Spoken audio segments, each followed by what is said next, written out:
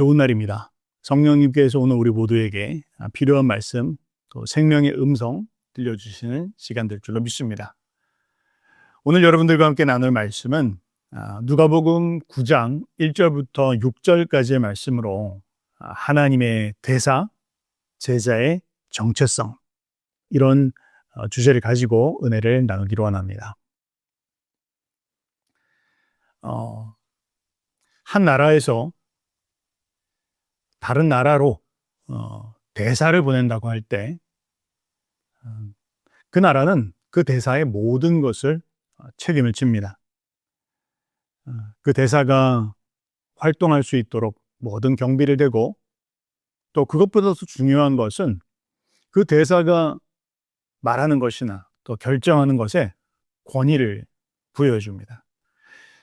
나라의 그 어떤 권위 혹은 지도자의 어떤 그 전권을 대사에게 부어줘서 그 대사가 일을 처리해 나갈 수 있도록 그에게 권세와 또 능력을 부어준다는 것이죠. 하나님의 나라도 그런데 딱 그와 마찬가지입니다. 하나님께서 당신의 제자들을 세상 가운데 보내실 때 하나님은 당신의 제자들에게 능력을 부여해 주십니다. 또 권위를 부여해 주십니다. 그리고 또한 그 일들을 감당해 나갈 수 있도록 모든 그런 소요되어지는 경비와 또 생활할 수 있는 비용들을 공급해 주신다는 것. 그것이 하나님의 대사로서 우리가 가져가야 되는, 또 인식해야 되는 중요한 인식이라는 것입니다. 오늘 본문 누가복음 9장 1절부터 6절까지의 말씀은 하나님께서 당신의 제자들을 하나님의 대사로서 세상 가운데 보내실 때 그 제자들을 위하여 무엇을 준비시키시는지, 또 무엇을 부어주시는지, 또 그 제자는 어떠한 마음을 가지고 살아가야 되는지, 또 그 제자가 해야 할 일은 무엇인지에 대한 부분들을 우리에게 이야기하고 있습니다. 오늘 이 본문을 통해서 하나님께서 우리 각자에게 주시는 생명의 음성 들을 수 있기를 바랍니다. 첫 번째, 오늘 9장 1절 말씀은 대사에게 부어주시는 권세와 능력이 무엇인지에 대한 부분들을 이야기하고 있습니다. 예수께서 12제자를 불러 모으사 모든 귀신을 제어하며 병을 고치는 능력과 권위를 주시고, 이렇게 이야기하고 있습니다. 주님은 당신의 제자들을 부르고 계십니다. 그리고 그 부르신 제자들에게 모든 귀신과 질병을 쫓을 수 있는, 또 고칠 수 있는 권위와 능력을 부여해 주신다. 그렇게 이야기하고 있습니다. 여러분, 우리는 종종 사역의 현장 가운데 또 누군가를 위하여 우리가 기도해 줘야 될 때 근심할 때가 있습니다. 이런 걱정들이 있죠. 내가 이 사람 위해서 기도해 줄 때 병이 나을까? 혹은 내가 이걸 할 수 있을까? 우리는 그런 걱정을 할 때가 있습니다. 그런데 사랑하는 성도 여러분, 우리가 기억해야 되는 것은 주님께서 우리에게 이 사역을 맡기셨을 때 주님은 우리의 어떠한 경력이나 우리의 어떤 능력이나 우리의 어떤 학력이나 이런 것으로 사역하라고 말씀하지 않으십니다. 여러분, 한 나라의 대사를 보낼 때 어떤 나라가 그 대사에게 당신이 가지고 있는 능력으로 일하십시오, 당신이 가지고 있는 그런 힘을 가지고, 혹은 당신이 가지고 있는 재정을 가지고 일하십시오, 그런 나라가 없습니다. 한 나라에서 다른 나라로 대사를 보낼 때에는 당신에게 권위를 부여하겠습니다. 대통령으로서의 권위, 혹은 또 그 일들을 감당할 수 있는 어떤 능력을 위임하겠습니다. 이렇게 일하는 것이죠. 마찬가지입니다. 하나님의 사역을 감당할 때 하나님은 당신의 자녀들에게, 또 당신의 대사들에게 권위와 능력을 델리게이트, 위임하신다는 것을 기억해야 합니다. 우리가 가지고 있는 권위는 내 권위가 아닙니다. 내가 가지고 있는 능력이 아닙니다. 나는 예수님의 권위로, 또 예수님의 능력으로 나아간다는 것. 그런데 그 예수님의 권위와 능력은 모든 귀신을 내어쫓을 수 있는 권위와 능력이고, 모든 질병을 고칠 수 있는 권위와 능력이라는 것. 그것이 우리에게 부어졌다는 것을 기억해야 합니다. 그걸 사용해야 된다는 겁니다. 거기에 의지해야 한다는 겁니다. 그걸 믿고 나가야 된다는 것입니다. 이것이 하나님의 대사인 제자들에게 부여해 주시는 대사의 능력이요 권위다. 그걸 우리가 기억해야 하는 것이죠. 자, 그런데요, 여기서 우리 질문이 듭니다. 우리는 종종 그렇게 사역하지만 왜 그런데 나는 나의 삶을 통해서는 그런 능력이 나타나질 않죠? 여러분 그런 질문 드실 겁니다. 종종 우리가 제가 기도해 보지 않은 건 아닌데요. 누군가를 위해서 기도해 봤지만 그런데 별로 별 일이 없었습니다. 만약 그렇다면 우리가 오늘 말씀을 잘 살펴봐야 됩니다.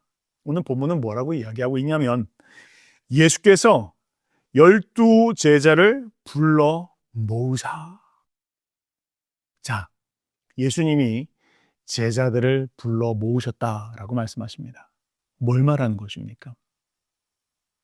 우리의 삶에 예수님의 권위와 예수님의 능력이 나타나는 것을 보기를 원한다면 전제가 있다는 겁니다.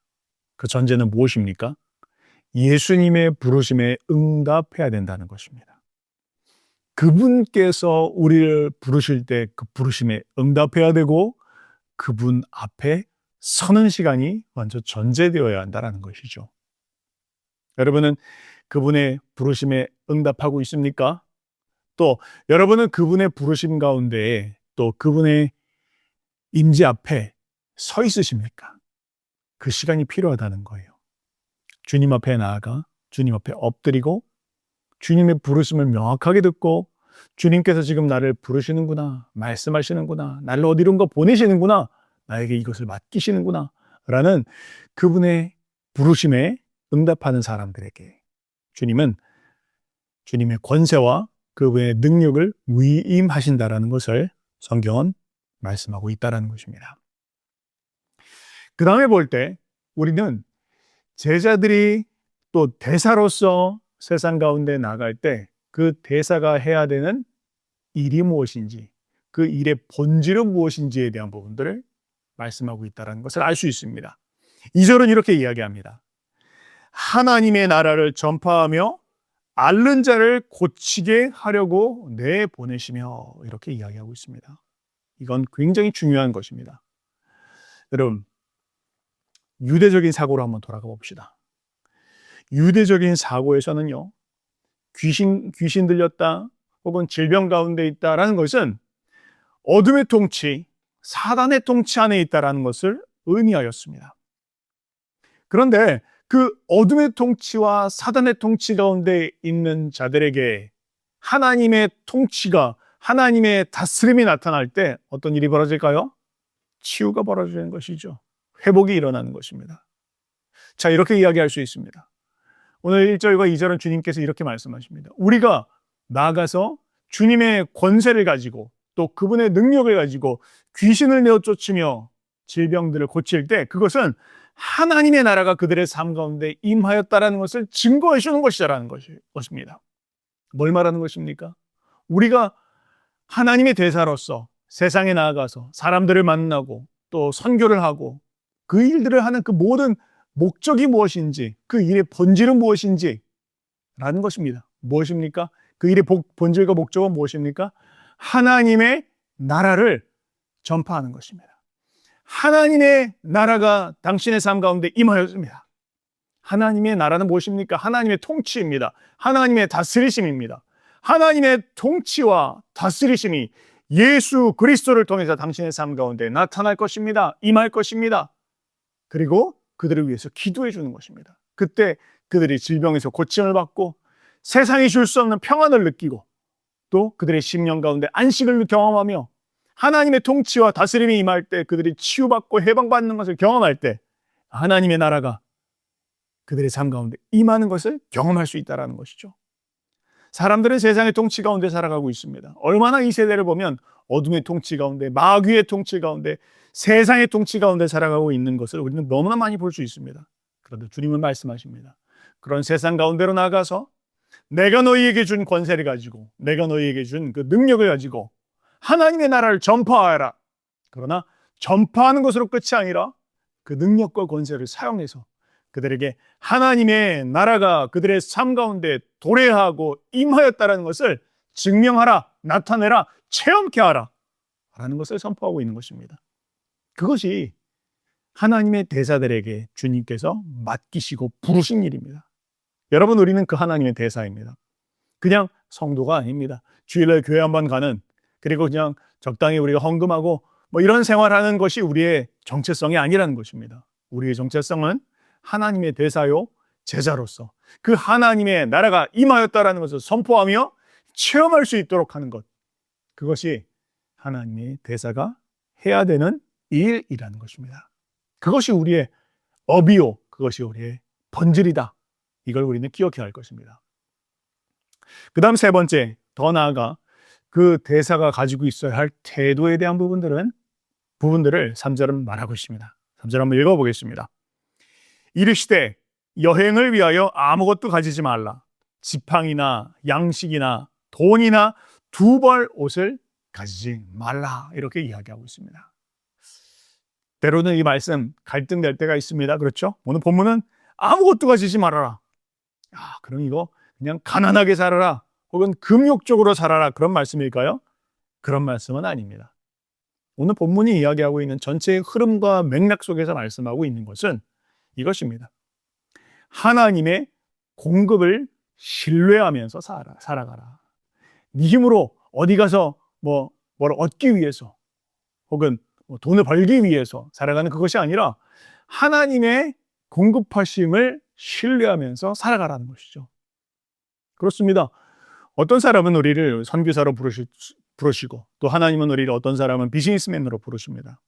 그러나 그 모든 것과 관계없이 하나님의 대사로서, 제자로서 살아갈 때 우리가 갖고 있어야 되는 정체성은 하나님이 공급하십니다 라는 것입니다.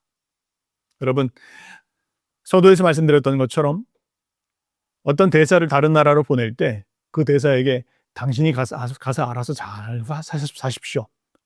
어디 가서 약초도 캐고 또 돈벌이도 하면서 그렇게 살아가십시오. 그런 나라 있죠. 우리 북한 같은 경우 그렇게 하지만 그런 정상적인 나라는 아닙니다.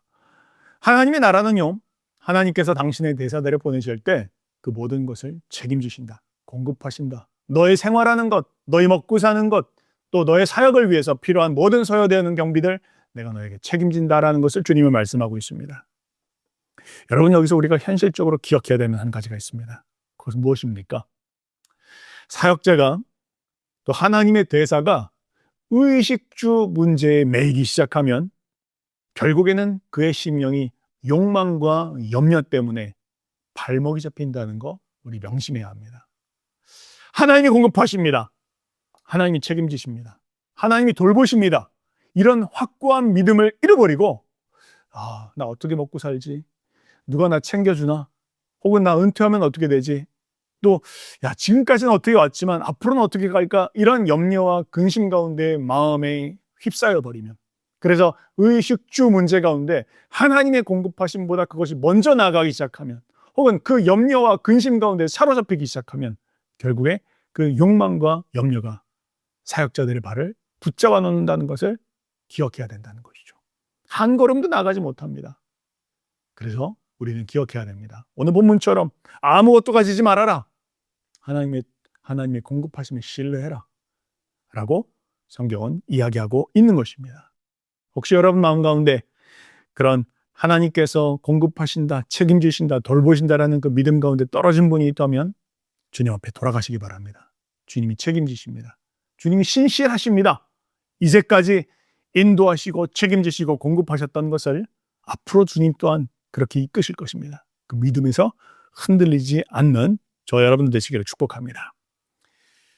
그 다음 마지막으로 네 번째, 오늘 본문이 이야기하고 있는 건 그 대사가 나가서 해야 될 일이 무엇인지에 대한 부분들을 구체적으로 이야기합니다. 그것은 평화의 사람을 찾는 일입니다. 한번 읽어보겠습니다. 4절은 이렇게 말합니다. 어느 집에 들어가든지 거기서 머물다가 거기서 떠나라, 이렇게 말합니다. 그냥 아무 집이나 들어가는 건 아닙니다. 또 아무 데나 그냥 왔다 갔다 하는 것이 아닙니다. 우리 마태복음 평행 구절에 보면 이야기합니다. 합당한 자가 있다 라고 말하고 있습니다. 그 합당한 자는 어떤 합당한 자입니까? 평안을 빌어줄 때 그 평안을 받기에 합당한 자가 있다라는 것이죠. 우리가 복음을 증거하며 집을 방문합니다. 사람들을 만납니다. 그리고 그들을 위해서 평안을 빌어줍니다. 그런데 그들 중에 어떤 사람들은 그 평안을 받는 사람이 있다는 것입니다. 어떤 사람은 거절하겠죠. 어떤 사람은 비웃고 넘길 것입니다. 조롱할 수 있습니다. 그러나 어떤 사람은 우리가 비는 평안을 귀하게 받고 또 우리가 하나님의 사람이구나라고 인정하고 영접해 주는 사람이 있다는 것입니다. 이건 너무나 중요합니다. 여러분, 우리가 누구를 위해서 치료해 주고 누구를 위해서 기도해 줄 때, 그리고 그 하나님의 능력이 나타날 때, 혹은 그것이 바로 그 자리에서 나타나지 않는다 할지라도 성도들에게 혹은 현지인들의 삶 가운데 우리가 전도하는 사람들의 마음 가운데 야, 저 사람은 다르구나.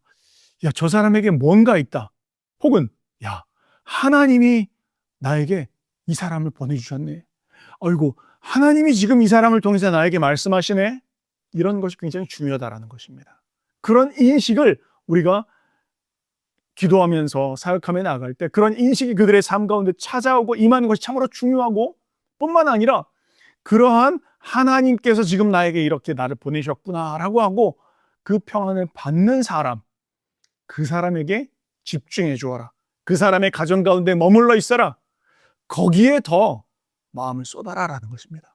아이고, 나를 받아주지 않습니다. 왜 나를 인정해 주지 않을까요? 하며 근심하며 염려하지 말고 하나님께서, 하나님의 통치를, 또 하나님의 방문을, 하나님의 대사가 지금 우리를 방문해 줬구나라는 이 귀한 마음을 가지고 영접하며 대하는, 하나님의 권위를 인정하는 사람들에게 마음을 쏟고 그에게 사역하라라고 성경은 이야기하고 있는 것입니다. 때로 종종 우리가 인간적인 그런 마음을 가질 때가 있죠. 우리에게 호의적인 마음을 갖고 또 우리를 환대해 주는 사람들, 이런 사람들을 찾을 때가 있습니다. 그런데 정작 복음을 전하려고 하면 아니야 라고 하면서 하나님의 말씀도 그 하나님의 대사로서의 권위도 인정하지 않는 사람들이 있습니다. 오늘 보면은 그 다음에 뭐라고 이야기합니까? 5절 말씀에 이렇게 말합니다. 누구든지 너희를 영접하지 아니하거든. 그냥 우리에게 밥을 안 준다, 차를 안 준다, 우리를 인정하지 않는다, 이런 것이 아닙니다. 하나님의 대사로서의 정체성을, 우리의 어떤 신분을, 하나님의 대사로서의 어떤 그런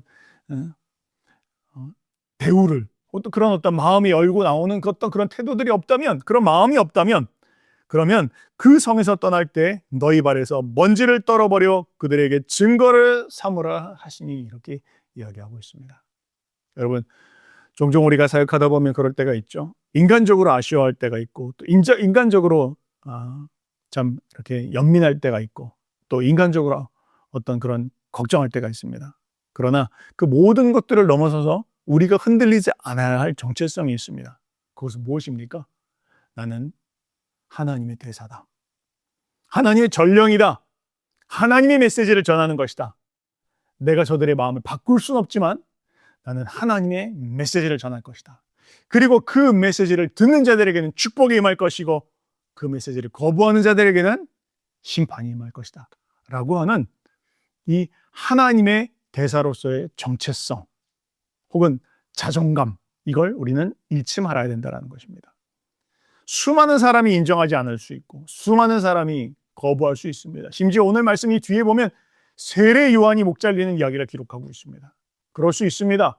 여러분, 성경을 한번 살펴보십시오. 예레미야도 그랬고 이사야도 그렇고 하나님의 수많은 선지자들이 때로는 대접받지 못했습니다. 그러나 우리가 기억해야 되는 것은 나는 하나님의 전령입니다. 난 하나님의 대사입니다. 하나님께서 지금 당신에게 말씀하고 계십니다.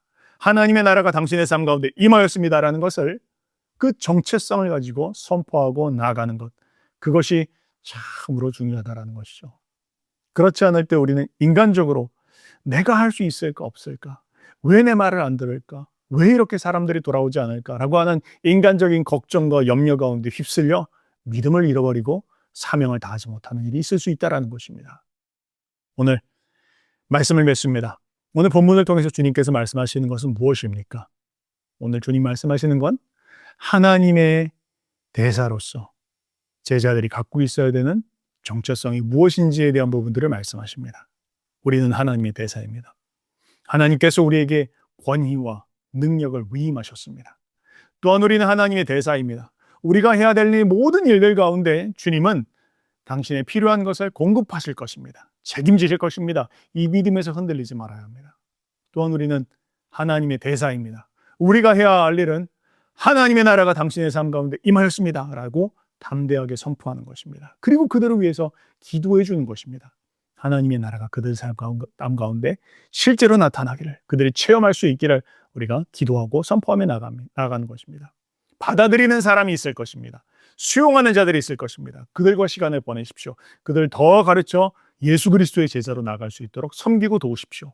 그러나 수용하지 않는 사람도 있을 겁니다. 받아들이지 않는 사람도 있을 것입니다. 인간적으로 아쉬워하지 마시고 발을 터십시오. 또 수많은 사람들이 기다리고 있습니다. 우리는 한 자리에 머물러 있는 자들이 아닙니다.